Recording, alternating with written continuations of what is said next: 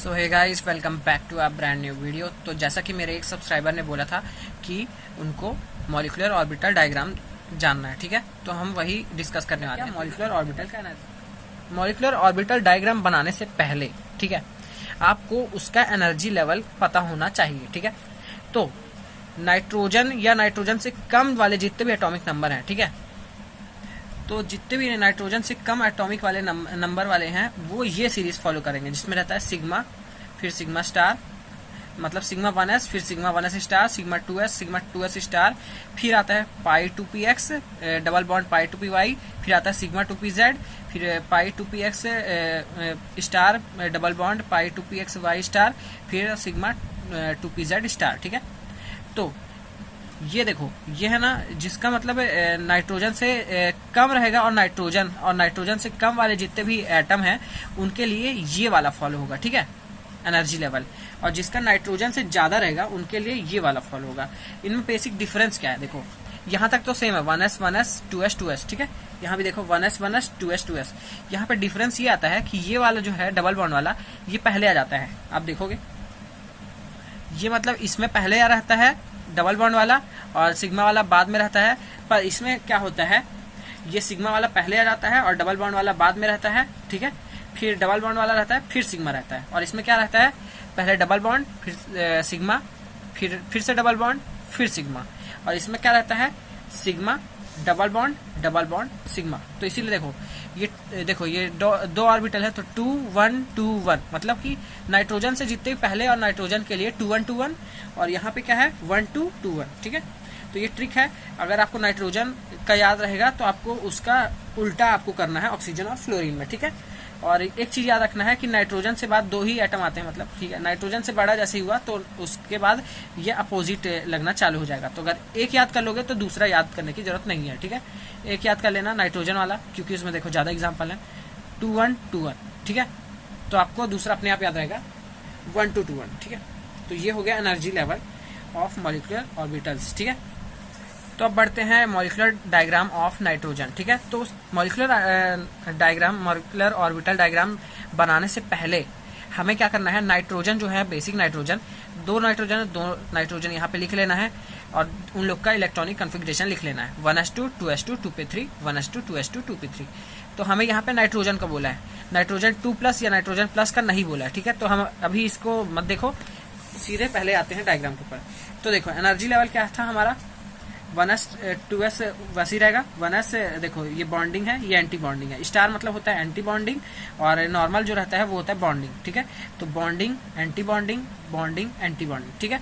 फिर क्या था उसमें, देखो पाई 2px double bond pi 2py, मतलब 2 1 2 1, ठीक है। ऑर्बिटल को बनाने का ही वो है, देखो 2 ऑर्बिटल पहले, फिर एक, फिर 2 ऑर्बिटल पहले, फिर एक, ठीक है। ये इसका एनर्जी लेवल है। तो देखो नाइट्रोजन के लिए अभी हम कर रहे हैं, तो यहाँ पे देख लो कितने इलेक्ट्रॉन है, 1s में 2 है, 2s में 2 है और 2p में 3 है, ठीक है। तो टोटल कितने हो गए, 2 4 5 6 7, ठीक है। 7 + 7, 2 नाइट्रोजन है तो दोनों के इलेक्ट्रॉन हम गिनेंगे, तो ये 7 + ये 7, ठीक है। तो एक ऑर्बिटल में 2 इलेक्ट्रॉन आते हैं, तो देखो, तो 7 + 7 14, तो हमें 14 इलेक्ट्रॉन भरने हैं कैसे भी करके। तो 1 2 3 4 5 6 7 8 9 10 11 12 13 14। अगर इसको मैं भरना सिखाऊं तो कैसे भरते हैं वो देख लेते हैं एक बार। तो अभी हम लोग भरना सीख लेते हैं एक बार, ठीक है, ताकि आप लोग को आसानी हो, और मैं अभी एक साथ सबका बता दूंगा आपको, ठीक है। तो देखो यहाँ पे कितने इलेक्ट्रॉन है, 2 4 6 8 9 10 11 12 13 14 इलेक्ट्रॉन है टोटल। तो इसको भरते कैसे हैं, ठीक है। 1 2 3 4, ये पूरा भर गया, तो यहाँ भी भर दो, 1 2 3 4 5 6 7 8, ठीक है। फिर देखो 9 10 11 12 13 14, 9 10 11 12 13 14, ठीक है। तो देखो आपको कैसे भरना है ये समझ में आ जाना चाहिए। देखो पहले 1s का भरेंगे, फिर 2s का भरेंगे, ये लगभग सबका सेम ही रहता है, ठीक है। मेन डिफरेंस यहाँ पे आता है। तो ये है N2 को भरने का तरीका। अब आप सोच रहे होगे यहाँ पे मैंने एक ही साथ 6 क्यों नहीं भर दिया। देखो ना भाई या बहन जो भी है, यहाँ पे 2p3 लिखा है, तो यहाँ पे देखो ये 2p ऑर्बिटल है, ठीक है। तो यहाँ पे देखो 2p ऑर्बिटल है तो 2p में 3 ही आएगा इलेक्ट्रॉन, 2p6 नहीं है हमारे पास। नाइट्रोजन का इलेक्ट्रॉनिक कॉन्फ़िगरेशन होता है 2p3, तो यहाँ पे 2p3 ही आएगा।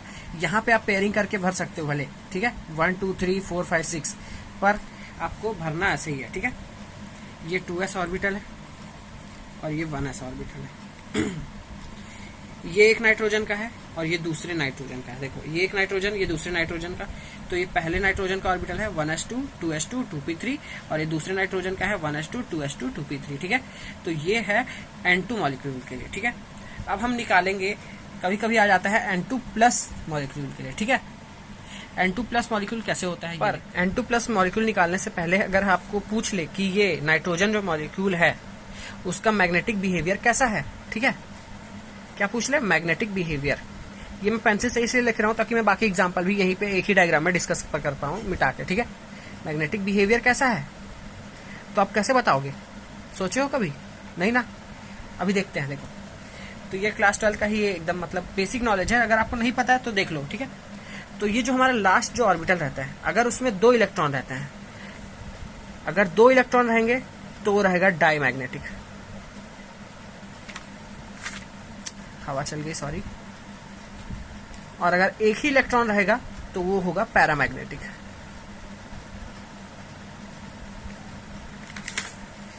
तो यहाँ पे हमारा जो लास्ट ऑर्बिटल है उसमें 2 इलेक्ट्रॉन है, तो ये N2 मॉलिक्यूल हो गया, वो हो गया हमारा पैरामैग्नेटिक, मतलब डाईमैग्नेटिक, सॉरी। तो देखो मैंने यहाँ पे पैरामैग्नेटिक मिटा दिया है क्योंकि इसका जो लास्ट ऑर्बिटल है उसमें सिर्फ 2 इलेक्ट्रॉन है, ठीक है, और दोनों पेयरिंग किए हुए हैं।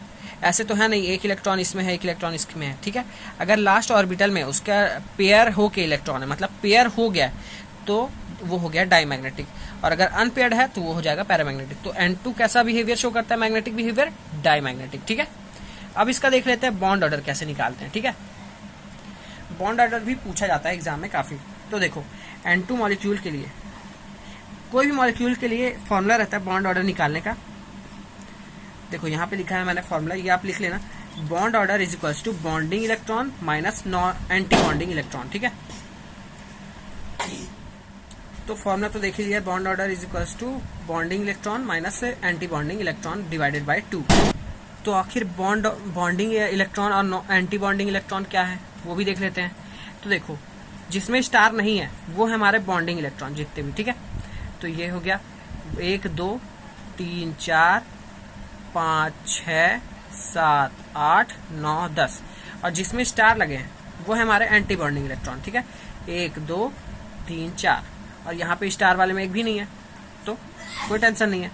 तो हमारा जो बॉन्ड ऑर्डर है, देखो बॉन्ड ऑर्डर BO लिखा हूँ, bonding electron minus anti bonding electron divided by 2। तो हमने देखा कि ये जो है हमारा बॉन्डिंग इलेक्ट्रॉन कितने हैं, 1 2 3 4 5 6 7 8 9 10, ठीक है।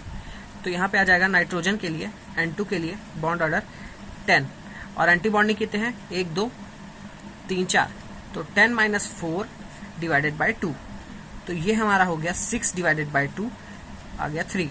तो अब N2 आया 3, तो हमारा N2 का कैसे बनता है, कभी भी आपने देखा होगा अगर, तो आपको पता होगा कि नाइट्रोजन 3 बॉन्ड में आता है, तो 3 बॉन्ड यहीं से बने, मतलब बॉन्ड ऑर्डर की एक मॉलिक्यूल कितने बॉन्ड से कनेक्टेड रहता है आपस में, ठीक है। तो दोनों नाइट्रोजन आपस में 3 मतलब बॉन्ड से कनेक्ट रहते हैं, ठीक है। अब हम देखेंगे N2 प्लस मॉलिक्यूल का, ठीक है, फिर उसके बाद देखेंगे N2 2 प्लस मॉलिक्यूल का। तो वो सब देखेंगे आज एक ही वीडियो में, और मैंने सोचा था कि बाकी एग्जांपल भी इसी वीडियो में कर दूंगा, पर मॉलिक्यूलर ऑर्बिटल डायग्राम बताना थोड़ा मुश्किल है एक ही वीडियो में बहुत सारा, तो इसीलिए हम क्या करेंगे आज सिर्फ N2 का, N2 2 प्लस और N2 प्लस का सब देखेंगे, मैग्नेटिक बिहेवियर, बॉन्ड ऑर्डर कैसे निकालते हैं। फिर हम अगले वीडियो में ऑक्सीजन और कार्बन और फ्लोरीन और कार्बन मोनोऑक्साइड और नाइट्रस ऑक्साइड का सबका देख लेंगे, ठीक है। मतलब ऐसे ही लगातार वीडियो लाते रहूंगा, ठीक है। तो अभी हम आज देखेंगे नाइट्रोजन का ही पूरा, ठीक है। तो अब देखेंगे अगर N2 प्लस मॉलिक्यूल का, तो ज़्यादा कुछ डिफरेंस नहीं रहता। N2 प्लस में क्या होता है, देखो N2 में क्या था, दोनों में लास्ट में 2p3 था, N2 प्लस में मतलब एक इलेक्ट्रॉन निकल गया N2 में से, ठीक है। तो एक में आ गया 2p2 और एक में आ गया 2p3, ठीक है, बस इतना ही है और कुछ नहीं है। तो इसको भी अगर भरेंगे तो कैसे आएगा, ठीक है। टोटल इलेक्ट्रॉन कितने हैं देखो, 2 4 6 8 10 13, ठीक है। तो अगर इसको भरेंगे तो वह वैसे ही भराएगा, 1s2 2s2, देखो 1s2 bonding, 1s2 anti bonding, 2s2 bonding, 2s2 anti bonding, ठीक है। अब यहाँ पे डिफरेंस कहाँ पे आता है, 2p ऑर्बिटल में आता है। ये तो पूरा सेम रहता है n2 के जैसे ही, ठीक है। डिफरेंस कैसे आता है देखो, टोटल कितने हैं 3 2 5, तो देखो पहले 1 2 3 4 फिर 5, तो देखो n2 प्लस में क्या हुआ, यहाँ पे लास्ट में बचा सिर्फ एक ही, मतलब पेयरिंग नहीं हुई। तो मैंने बताया था कि अगर पेयरिंग नहीं होगी लास्ट वाले ऑर्बिटल में तो वो हो जाएगा पैरामैग्नेटिक।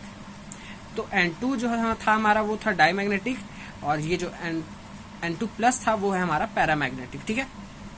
अब अगर देखेंगे n2 2 प्लस के लिए तब क्या होगा, ये 2p3 भी 2p2 हो जाएगा। तब देखते हैं कैसे होता है। n2 2 प्लस में मैं बढ़ने से पहले n2 प्लस का मैं तो बॉन्ड ऑर्डर निकलवाना ही भूल गया। तो देखो यहाँ पे क्या होगा, बॉन्डिंग में देख लेते हैं कितने इलेक्ट्रॉन है, 1 2 3 4 5 6 7 8 9, ठीक है। बॉन्डिंग इलेक्ट्रॉन 9 और एंटी बॉन्डिंग इलेक्ट्रॉन 1 2 3 4, ठीक है, और ऊपर कोई नहीं है। तो यहाँ पे होंगे 9 - 4 डिवाइडेड बाई 2, मतलब 9 - 4 कितना होता है 5 होता है, और 5 डिवाइडेड बाई 2 होता है हमारा 2.5। तो n2 प्लस का जो हमारा बॉन्ड निकला है वो निकला है 2.5। तो अब अगर हम लोग देखें n2 2 प्लस का तो वो कैसे है, ठीक है। 1s2 2s2 1s2 2s2 ये पूरा सेम रहेगा।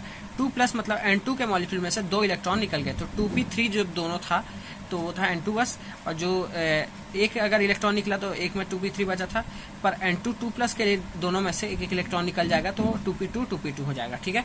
अगर इसको भरेंगे एक नाइट्रोजन के लिए तो 1s2 2s2 2p2, और दूसरे नाइट्रोजन के लिए 1s2 2s2 2p2, और इसको अगर भरेंगे तो ये चारों तो सेम रहेंगे, ठीक है, बस डिफरेंस आएगा यहाँ पे।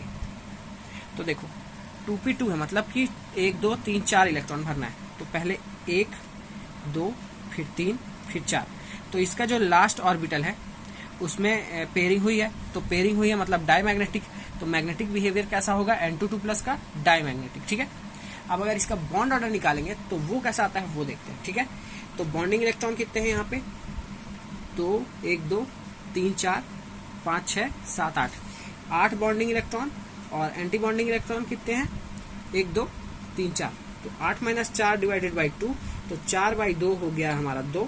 तो n2 2 प्लस का, ठीक है, n2 2 प्लस का आया हमारा कितना, n2 2 प्लस का आया कितना बॉन्ड ऑर्डर 2, ठीक है। तो यही मैंने लिखा है यहाँ। तो ये है एकदम अच्छे से रिप्रेजेंटेशन, ये है हमारा बॉन्ड ऑर्डर का ऑर्डर, ठीक है, ऑर्डर ऑफ बॉन्ड ऑर्डर, ठीक है। तो ये देखो n2 जो था हमारा वो था हमारा डाईमैग्नेटिक बिहेवियर का, n2 प्लस था हमारा पैरामैग्नेटिक का, और n2 2 प्लस भी हमारा था डाईमैग्नेटिक का, ठीक है। तो ये हमारी order of bond order for n2 molecule. ऐसे ही C2 का भी निकालते हैं, O2 का भी निकालते हैं, F2 का भी निकालते हैं, ठीक है, और B2 का भी निकालते हैं, बोरोन का। और ऐसे ही ये तो हो गया होमो एटॉमिक मॉलिक्यूल के लिए। जैसे ही हेट्रो एटॉमिक मॉलिक्यूल आता है उसका अलग बनता है मॉलिक्यूलर ऑर्बिटल डायग्राम। तो अभी हम क्या करते हैं, n2 का निकाला हूँ, कल मैं O2 का और C2 का डाल दूंगा, ठीक है, और परसों डाल दूंगा CO और NO का। तो तब तक के लिए आपको क्या करना है, इस चैनल को सब्सक्राइब कर लो, वीडियो अच्छा लगा तो इसको लाइक कर दो, बेल आइकन कॉल पे सिलेक्ट कर दो। क्यों करना है ये सब, क्योंकि ना ये जो टॉपिक है ना ये एग्जाम में आता रहता है, पिछले 5 साल में से किसी ना किसी एक मॉलिक्यूल का तो पूछता ही है, ठीक है, मतलब पूछा ही गया है। तो इस बार भी चांस है कि n2 का पूछ ले, O2 का पूछ ले, F2 का पूछ ले, या फिर CO का पूछ ले, या फिर NO का पूछ ले, ठीक है। मैंने अपने वीडियो में डिस्कस किया है, जो कि आई बटन में आ रहा है, कि पिछले 5 साल में से इस चैप्टर में, इस यूनिट में कितने कौन कौन से टॉपिक मतलब आए हुए हैं, ठीक है। तो वो वाला वीडियो भी देखना मत भूलना। करते हैं वीडियो का एंड, मिलते हैं नेक्स्ट वीडियो में। Till then bye bye, have a nice day.